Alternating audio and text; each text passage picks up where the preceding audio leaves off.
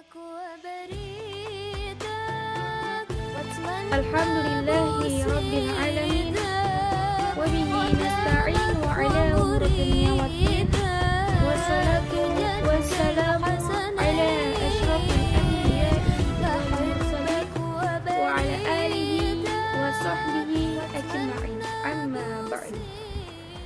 Rabbi shrah li sadri wa yassir li amri wahlul 'uqdatam min lisani yafqahu qawli. Hamdan syukran lillah wa nahmaduhu wa nasta'inuhu wa nastaghfiruh wa na'udzu billahi min sururi anfusina wa min sayyiati a'malina. Man yahdihillahu fala mudhillalah wa man yudhlil fala hadiyalah. Allahumma shalli ala sayyidina Muhammad wa ala ali sayyidina Muhammad. Allahumma sholli wa sallim ala sayyidina Muhammad wa ala alihi wa sahbihi ajma'in, amma ba'du. Cukup sekian dan terima kasih. Semoga ilmu yang saya sampaikan tentang nasab dan keluarga Nabi semoga bermanfaat bagi kalian semuanya. Semoga bisa bermanfaat bagi yang menonton video ini. Amin, amin ya rabbal alamin. Mohon maaf jika ada kata-kata kesalahan maupun kekhilafan dari saya atau perilaku saya. Semoga apa yang telah disampaikan memberikan manfaat bagi saya dan bagi kalian semuanya. Wabillahi taufiq wal hidayat waridha wal inayat. Assalamualaikum warahmatullahi wabarakatuh. Sementara saat itu seorang Quraisy berpencar menjadi beberapa kelompok, mengungsi di atas gunung karena takut terhadap invasi pasukan gajah ini. Pasukan Abraha. Setelah pasukan Abraha mengalami kejadian seperti itu, mereka pun kembali ke rumah, lalu masuk ke dalam keadaan selamat dan aman. Lalu ada juga kisah dari Abdullah. Abdullah ini adalah bapaknya Rasulullah.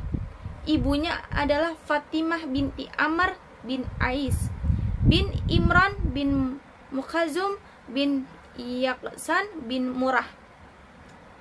Abdullah adalah anak Abdul Muttalib yang paling bagus, yang paling dicintainya. Abdullah ini adalah yang mendapatkan undian untuk disembelih dan dikorbankan sesuai dengan nazar Abdul Muttalib. Ringkasannya, tatkala anak sudah berjumlah memberitahukan nazar yang pernah diucapkan kepada anak-anaknya, ternyata mereka patuh. Kemudian dia menulis nama-nama mereka di anak panah untuk diundi, lalu diserahkan kepada patung Hubal. Setelah anak panah itu dikocok, keluarlah nama Abdullah. Maka Abdul Muttalib menuntun Abdullah sambil membawa parang, berjalan menuju Ka'bah untuk menyembelihkan anaknya itu. Namun orang-orang Quraisy itu mencegahnya,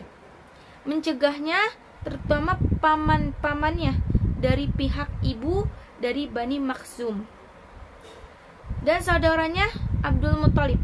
Kalau begitu, apa yang harus dilakukan sehubung nazraku ini? Tanya Abdul Muttalib itu sangat kebingungan. Mereka mengusulkan untuk menemui seorang dukun perempuan, maka dia pun menemui dukun itu. Sesampainya di tempat dukun itu, diperintahkan untuk mengundinya Abdullah dengan 10 ekor onta. Jika yang keluar nama Abdullah, maka dia harus menambahi lagi dengan 10 ekor onta hingga Tuhan ridho. Jika yang keluar nama onta, maka onta-onta itulah yang akan disembelih, bukannya Abdullah. Maka dia keluar di tempat dukun wanita dengan mengundi antara nama Abdullah. Maka dia menambahi lagi dengan 10 ekor unta. Ditambah lagi 10 ekor unta. Setiap kalinya diadakan undian berikutnya. Dan keluarlah namanya Abdullah lagi. Hingga jumlahnya mencapai 100 ekor unta. Baru setelah itu diundi lagi, ya, diundi lagi, keluarlah namanya onta. Setelah diundi lagi, keluar namanya yang namanya onta. Maka onta-onta itu pun langsung disembelih. Sebagai pengganti Abdullah, daging-daging onta tersebut dibiarkan begitu saja. Tidak boleh dijamah manusia maupun binatang. Tembusan pembunuhan yang memang berlaku di kalangan Quraisy dan bangsa Arab adalah 10 ekor unta. Namun setelah kejadian itu jumlahnya berubah menjadi 100 ekor unta yang juga diakui Islam. Diriwayatkan dari Nabi Muhammad sallallahu alaihi wasallam, beliau bersabda, "Aku adalah anak 2 orang yang disembelih." Maksudnya adalah Ismail dan Abdullah. Abdul Muttalib menikahi anaknya Abdullah dengan Aminah binti Wahab bin Abdi Manaf bin Zuhar bin Kilab. Yang saat itu Aminah dianggap wanita yang paling terpandang di kalangan Quraisy dan segi keturunan maupun kedudukannya. Bapaknya adalah pemuka Bani Zuhra. Abdullah hidup bersamanya di Mekah. Tak lama kemudian Abdul Muttalib mengutusnya pergi ke Madinah untuk mengurus buah kurma. Namun dia meninggal di sana ada dengan Khalifah Quraisy. Lalu dia singgah di Madinah dalam keadaan sakit, lalu meninggal di sana, dikuburnya di Darun Nabirah Al-Jadi. Saat itu umurnya 25 tahun. Abdullah meninggal sebelum Rasulullah. Jadi Abdullah itu meninggal itu sebelum Rasulullah dilahirkan. Begitu pendapat mayoritas pakar sejarah.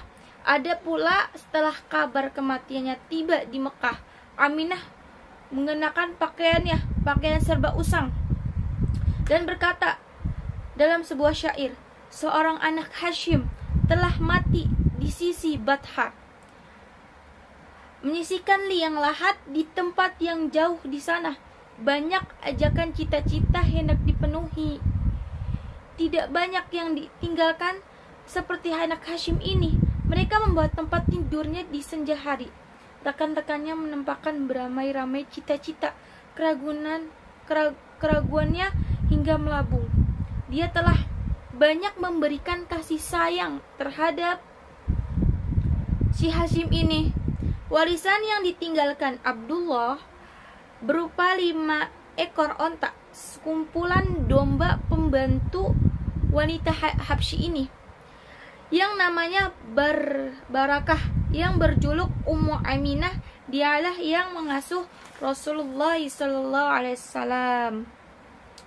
Cukup sekian dari kisah nasab keluarga Nabi. Jadi ada nasab Nabi Muhammad SAW itu ada 3 bagian tentang kenasaban Nabi. Bagian yang disepakati kebenarannya oleh pakar biografi dan nasabnya itu sampai Adnan.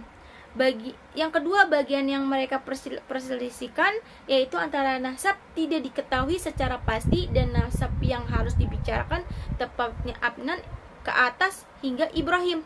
Yang ketiga, bagian yang sama sekali tidak diragukan bahwa di dalamnya hal-hal yang tidak benar yaitu Ibrahim ke atas hingga Adam. Gitu. Jadi ada 3 bagian nasab Nabi Muhammad SAW atau disebut nasab dan keluarga Nabi. Cukup sekian dan terima kasih. Semoga ilmu yang saya sampaikan tentang nasab dan keluarga Nabi semoga bermanfaat bagi kalian semuanya. Semoga bisa bermanfaat bagi yang menonton video ini. Amin amin ya rabbal alamin. Mohon maaf jika ada kata-kata kesalahan maupun kekhilafan dari saya atau perilaku saya. Semoga apa yang telah disampaikan memberikan manfaat bagi saya dan bagi kalian semuanya. Wabillahi taufiq wal hidayat wa ridha wal inayat. Wassalamualaikum warahmatullahi wabarakatuh.